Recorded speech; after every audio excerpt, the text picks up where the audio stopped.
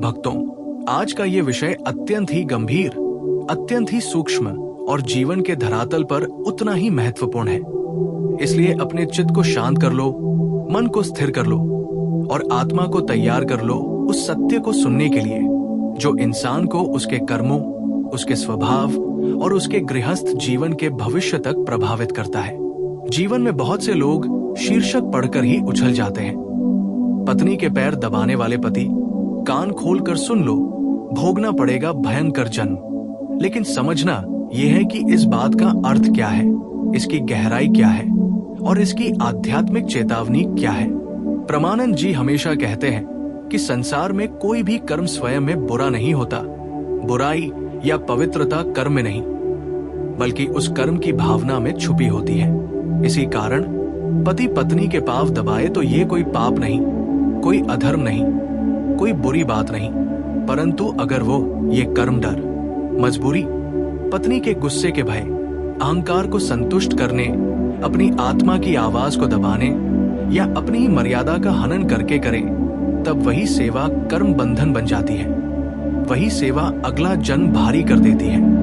वही सेवा आत्मा को बंधन में बांध देती है। शास्त्रों में स्पष्ट कहा गया है कि जहाँ प्रेम और सेवा धर्म बन जाती है, वहाँ वही कर्म मोक्ष का मार्ग बन जाते हैं। लेकिन जहाँ प्रेम की जगह भय, सम्मान की जगह चापलूसी, कर्तव्य की जगह कमजोरी और साहस की जगह आत्मदमन बैठ जाए, वहाँ वही कर्म अगले जन्म का बोझ बन जाते हैं। इसलिए ये समझना अत्यंत आवश्यक है कि पत्नी के पैर दबाना पाप नहीं, परंतु पत्नी को इस प्रकार से ऊपर बैठा देना कि पति स्वयं को ही कमजोर और अपना धर्म भूलने वाला बना ले, ये आत्मविनाश का मार्ग है। पति को घर का पालक, रक्षक, मार्गदर्शक और सत्पुरुष माना गया है और पत्नी को उसकी जीवन संगिनी, उसकी प्रेरणा, उसकी धैर्य शक्ति, उसकी लक्ष्मी, उसकी शांति का स्रोत माना गया है।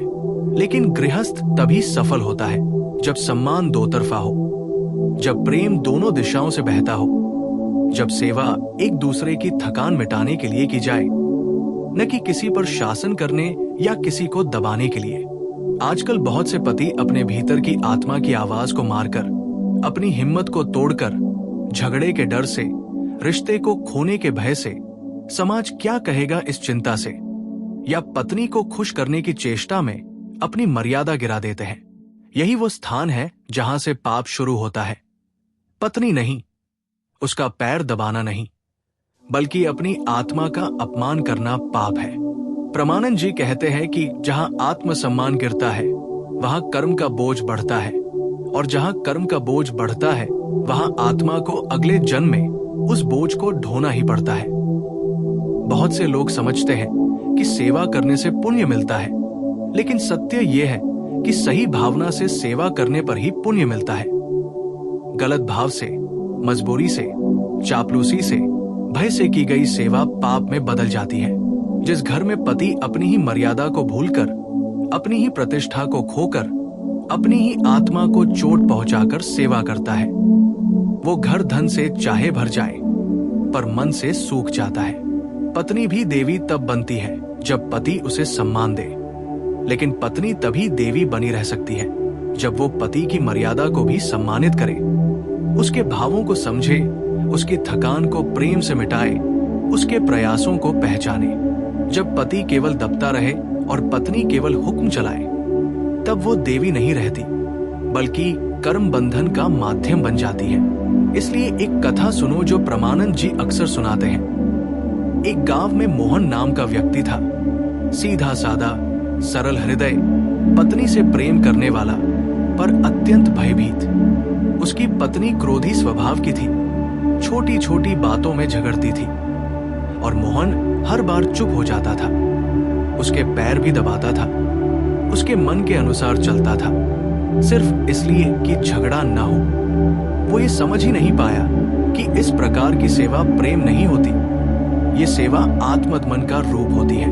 वर्षों तक वो अपनी आत्मा की आवाज दबाता रहा। जब मृत्यु का समय आया तो यमदूत आए, उसे पकड़ कर ले चले। मोहन रोने लगा, मैंने तो किसी को दुख नहीं दिया, फिर मुझे क्यों ले जा रहे हो? यमदूत हंसने लगे और बोले, तूने किसी को दुख नहीं दिया, पर तूने अपने आप को दुख दिया। तूने अपनी आत्मा पर अत्याचार किया।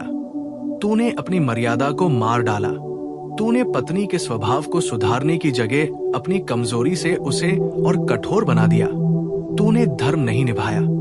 आत्मा का अपमान भी पाप है, इसलिए अगले जन्म में तू वही सब भुगतेगा जो तूने अपने को दबाकर बनाया है। ये कहानी एक प्रतीक है।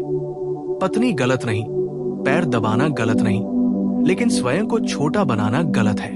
प्रमानंद जी कहते हैं, गृहस्थ वही सफल होता है जहां सेवा प्रेम से होती है, जहां दोनों एक दूसरे को ऊपर उठाते हैं, न कि एक ऊपर और दूसरा नीचे। पति को अपनी पत्नी का सम्मान करना चाहिए, उसकी थकान मिटानी चाहिए, उसका सम्मान करना चाहिए, लेकिन अपनी आत्मा को बेचकर नहीं। गृहस्थ धर्म में संतुलन सबसे बड़ी आवश्यकता है। न पति अत्याचारी बने, न पत्नी अभिमानी बने। यदि पत्नी वास्तव में थकी है, गर्भवती है, बीमार है, तनाव में है, तब उसका पैर दबाना बड़ा ही पुण्य कर्म है। परंतु यदि पत्नी अपनी शक्ति का दुरुपयोग कर रही है, पति को कमतर दिखा रही है, आदेश दे रही है और पति डर के कारण सेवा कर रहा है, तब ये केवल कर्म बंधन बनता है। इसलिए प्रमानंद जी कहते हैं, प्रेम में सेवा होती है, लेकिन भय में पाप होता है। पति पत्नी दोनों को अपने कर्तव्य समझने चाहिए।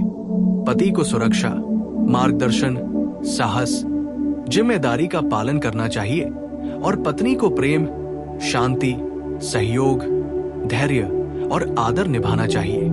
जहां ये संतुलन होता है, वहां घर स्वर्ग बन जाता है। जहां नहीं होता, वहां सुख दिखता तो है, लेकिन भीतर से घर टूट रहा होता है। इसलिए ये चेतावनी सिर्फ पुरुषों के लिए नहीं, स्त्रियों के लिए भी है, क्योंकि जहां प्रेम के नाम पर मर्यादा टूटे, वहां कोई भी रिश्ता लंबे समय तक फलदायी नहीं रहता। अंत में प्रमानंद जी के एक वचन से इस पूरे अर्थ को समझ लो। पति के द्वारा पत्नी की सेवा पाप नहीं, लेकिन पति द्वारा अपने आत्मसम्मान का दमन अवश्य पाप है, और आत्मा को इस पाप का फल अगले जन्म में भोगना ही पड़ता है। इसलिए सेवा करो, प्रेम करो, सम्मान करो, लेकिन अपनी आत्मा को मत मारो।